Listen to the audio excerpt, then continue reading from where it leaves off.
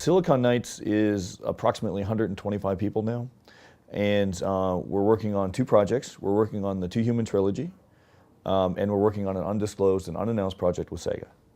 We don't believe in outsourcing, and generally we're all about having everyone within the studio. We're actually working on 3 projects, and why I say that is the second 2 Human is now underway. So we're going in parallel. So if you're going to do a true trilogy, you really have to do them in parallel, because we don't want 4 years between these. We want to hit them all at the right time. So 2 Human, you play a cybernetic god, you play the cybernetic god Balder, and you're charged with the defense of humanity against an onslaught of machines and giants attacking, trying to eradicate all mankind. And really, where it gets its title is, even though you're cybernetically enhanced as a god, there's all the other gods in the pantheon, and we deal a lot with Norse mythology. They're always telling you that you need to cybernetically enhance yourself further, and basically telling you that you're too human. In order to fight these bigger and bigger, our larger and larger, creatures, you have to cybernetically enhance yourself further. So we leave that choice to the player, and that's how the story starts. I think with any good, solid, role-playing mechanic, there's trade-offs for every decision you make. There's pluses and minuses. There's some advantage to min-maxing, and there's some advantage to being balanced. So the player will have choices, and there will be significant effects on gameplay, depending on how you're going to do things. The storyline's has been together for a while now. The actual script itself, we're in progress of writing the actual lines for the script, but the story's been like, we know exactly what's going to happen. Yeah. And we have already gone into the studio for the first one, before Christmas. And however, with 2 Human, there's several levels of script. So we've got the primary stuff, which you primarily saw in Eternal Darkness. So it's like the cinema stuff. But then there's stuff that's secondary and tertiary. So you have some of the stuff that happens while you're playing the game. You have some of the stuff that you're going to explore, sort of secret areas and other things. In a sense, almost like I would describe it. I don't want to talk too much about that yet, but almost like DVD material. So there's going to be a lot. It's when we think about 2 Human, we think about it for so long. We want to create a very rich universe. We want people to really be able to dig in to the mythologies and to the world that we've created. We want the sort of total experience for the player. So we're working towards that as best we can with the content. Deciding where we're going to cut the trilogy really came down to several things. We wanted to make sure that the story was self-contained. So we feel as a group, one of the worst things you can do is to say to be continued. Obviously it's going to be a trilogy, but we want people to play the first game, feel that was a complete experience on its own.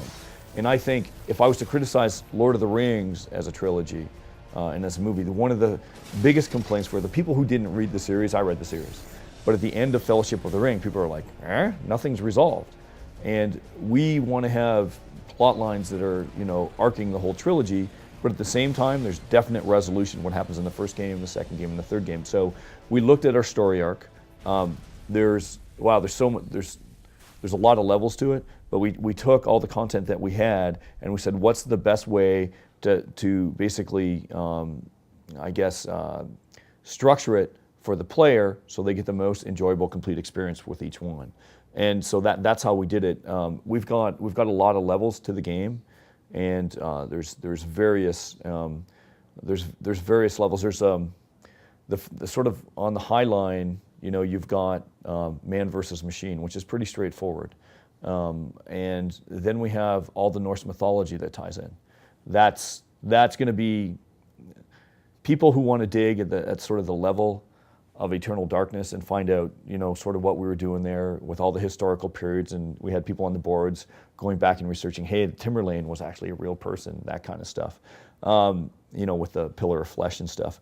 So there'll be tons of stuff there. That's a bad phrase, but there'll be a lot of detail there. And then there's an even deeper layer that we want to explore. And the deepest layer is really about what makes us different from machines, what separates us from machines, what defines the human soul. And these are all sort of the layers that we try to put together in the total content to really give the best experience possible. And we've talked about this before, where Silicon Knights takes a real Shakespearean attitude towards gameplay, where Shakespeare would throw in many different or put in many different levels of story. So the people who are throwing beer bottles at the actors in the audience get all the dirty jokes. And at the same time, he would have cerebral metaphors for the aristocracy in the balconies. We're trying to do that here to give a complete picture as best we can. So that's there's a long answer to the story question. Well, I think that segues right into one of the big lessons learned, I think, in our experiences working with Miyamoto-san and then Kojima-san. So I think when we're working with so the gameplay structure and where we end up with Too Human now is really a combination of what we have learned from working on Eternal Darkness and Metal Gear together combined in one into something where we think it's one of the best experiences we've crafted so far.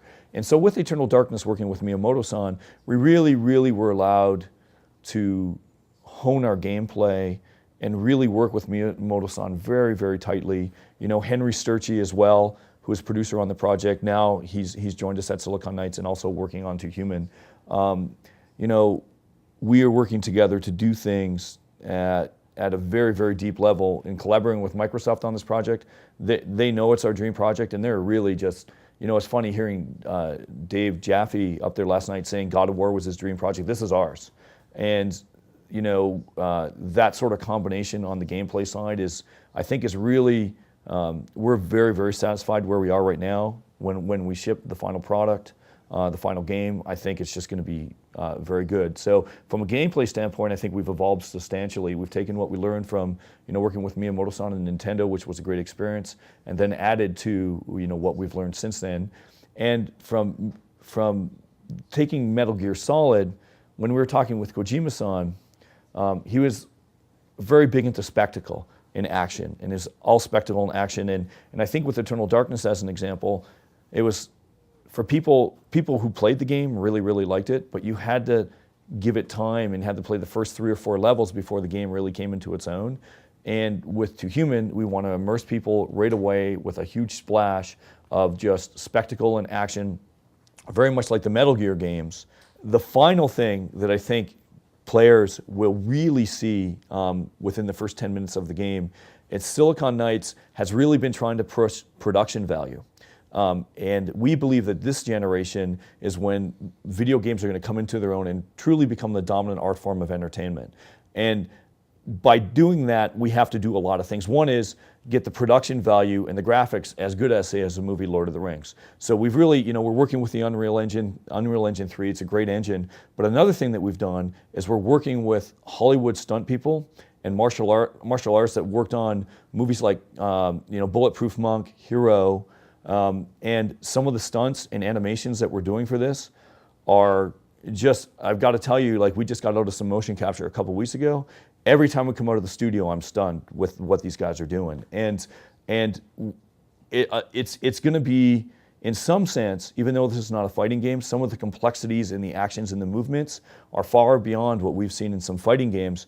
And the fact that it's an action-adventure game, I think, is really just going to stun people. So you combine all these elements of, the gameplay with the cameras, with the visual look of the game, the depth of the story. I think the first 10 minutes, people are going to go, wow, this is really where the video games industry is going. And, all those people out there that are questioning, are video games an art form, we're really going to try to put that question to rest with this game, because I think it's going to be undeniable that, we are an art form and we're really going to move things forward, and we have some very serious messages to say to the players. So, he clearly, I think from the videos that you've seen, what weapons does Baldur have? Baldur in the videos has a sword, and I haven't really said this, but I'll say it anyway. And I don't know if I'm supposed to, but I will. Baldur carries something called a sentient sword, and what it is, it's a living sentient being inside his melee weapon. And when you start to see some more media float around, what essentially has happened in the mythologies is they've captured this sentient machine, put it into a sword and captured it, and now using it as a weapon. There's very, very few of these sentient weapons, but they are around and they're very dangerous. Baldur has that. He also uses guns. Now, as I've said before, a long time ago, over the lifespan and thinking about to human, there's going to be a lot of options. So there's also going to be a lot of options with the weapons in the game as well. So there's not necessarily just going to be swords. There's going to be a lot. So you've seen pistols and a sword right now. Expect a lot more. I think, certainly, as we talked about with spectacle and, getting people into the action right away, I think people are going to see a hybrid of something they've never seen before. And, we've had a couple people recently in Amsterdam say, is this going to be the next Halo or something like that? Kind of looks like it. And we're definitely not going to be Halo. We're something else. But what we are, more than anything, I think, is an action game with more depth than anyone could have possibly expected. And it is going to be fast, it's going to be quick, and people are going to look at it on first glance and just go, wow, this is really, really fast-paced. But at the same time, there's going to be so many different things, like you combine cybernetics with, weapons and different guns and different loadouts and different enemies. It is going to be very involved. Now, it's going to be accessible at the same time. So it's kind of like the simple and deep message. We do want it to appeal.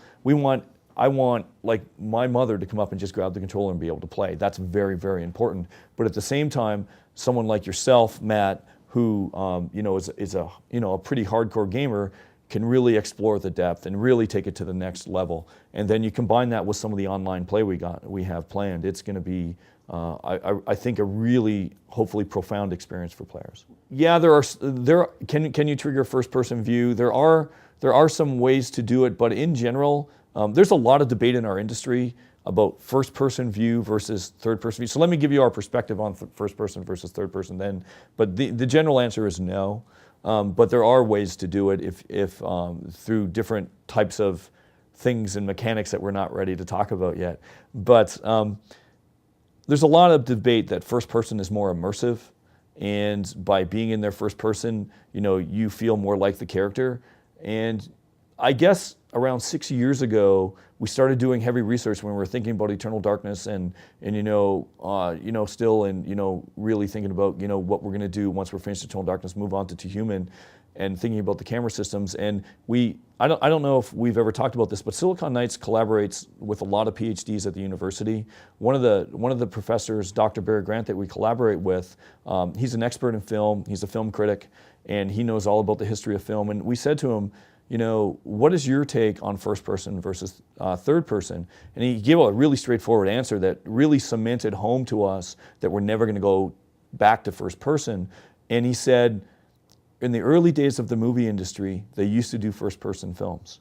They used to have people walk around and you try to see it, but what they found out is because you couldn't see the facial expression, because you could not really get into the characters, it is now an accepted language to show facial expression and still understand what that character's thinking. But in first person, you lose all that.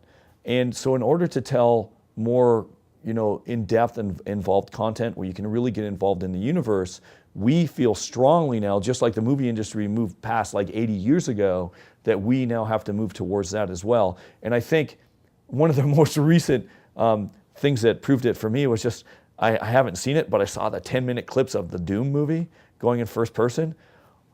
Oh, what were they thinking? It's just so I'm not saying that first person is going to go away, but certainly if you want to tell a story and you want to do something that's heavily content-based, you should stick with third person so you can show facial expressions and you can really try to understand, the characters' feelings and expressions, and sometimes juxtaposition against different backgrounds.